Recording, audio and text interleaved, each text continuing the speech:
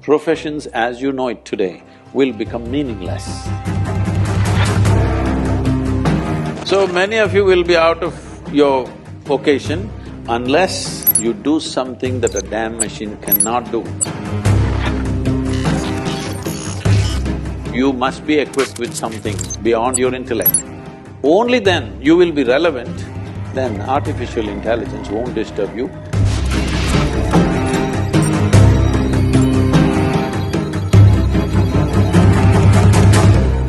So, in today's technological world, we know that artificial intelligence and robotics are taking over. Those are the cutting edge technologies. So, what is your take on the interaction of such technologies with the intersection of such technologies and ancient practices such as meditations and yoga? Are you sure I'm real? Because last year and a half,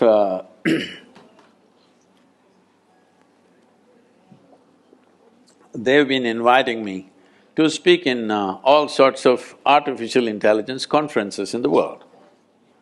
I was just surprised, why are they asking me to come and speak about artificial intelligence, because I'm not an expert in the field, nor am I an artificial intelligence.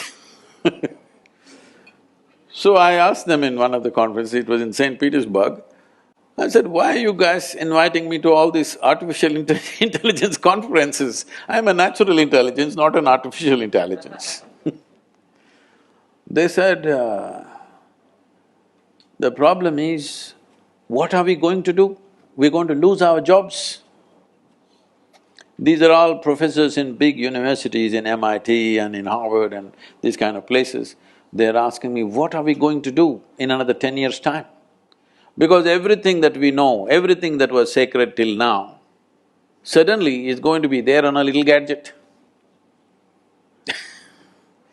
You must understand this, what artificial intelligence means is accumulation of information, analyzing it and projecting it the way you want at a given moment, will no more be considered as a valuable thing in human faculty.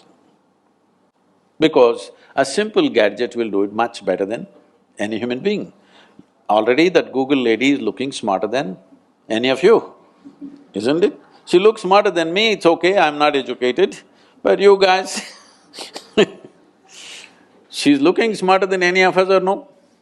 Anything you ask, without batting an eyelid, she tells us. So, it's going to that place where intellectually everything that you perform will look stupid or meaningless. This happened to me when I was about 13 years of age, I think, 13 or 14, 13 I think. For the first time I saw a flatbed calculator, this Panasonic calculator, you know. At that time it was 110 rupees, very expensive.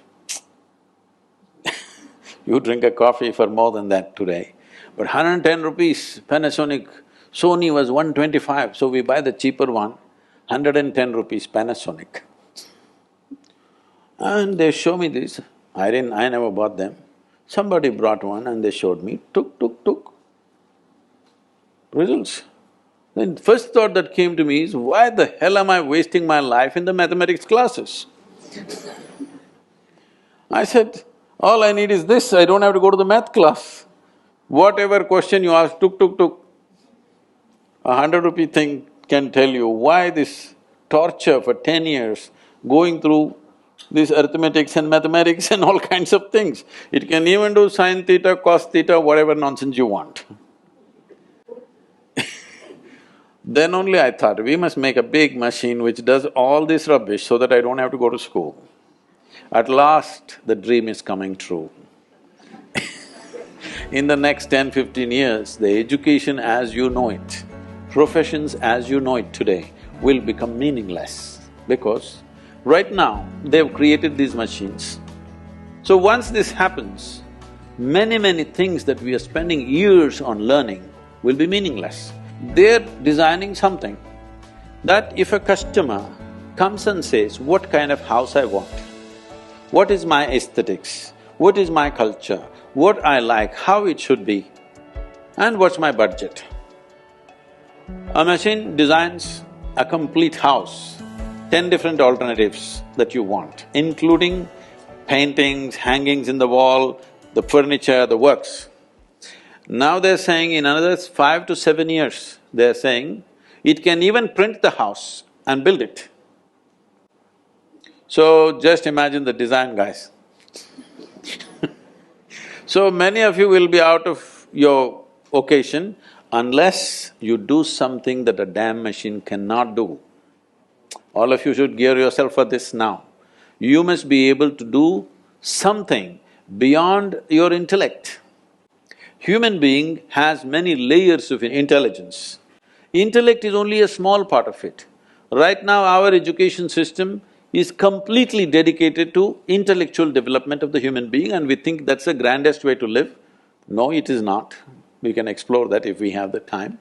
But in the yogic way of looking at things, we look at human intelligence as 16 parts. If you explore other dimensions of intelligence, only then you will be relevant when everything intellectual. Intellectual means your intellect cannot function without accumulated data. Yes or no? Hello? Yes. Your intellect cannot function without accumulated data, is that so? Now, whatever is data assimilation, analysis and execution of that analysis, a machine will do better than you.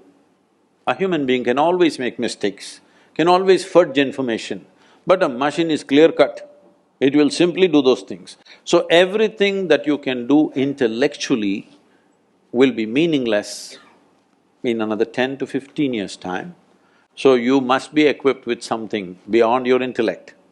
When I say beyond your intellect, there are many ways to look at it.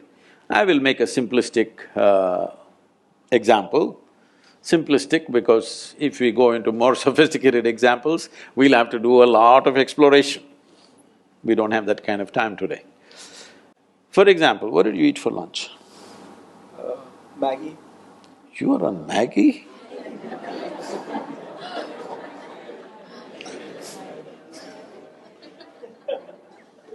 Can't you… somebody take care of his nourishment? He's on Maggie? Okay, even if you eat the noodle, a noodle doesn't look like him, doesn't feel like him, nothing. But this noodle he eats, within 3-4 hours' time, this Maggi noodle has become a human being, isn't it? Yeah, part of it. Yeah. It's become part of the system. So you are manufacturing such a complex machine with Maggi noodles.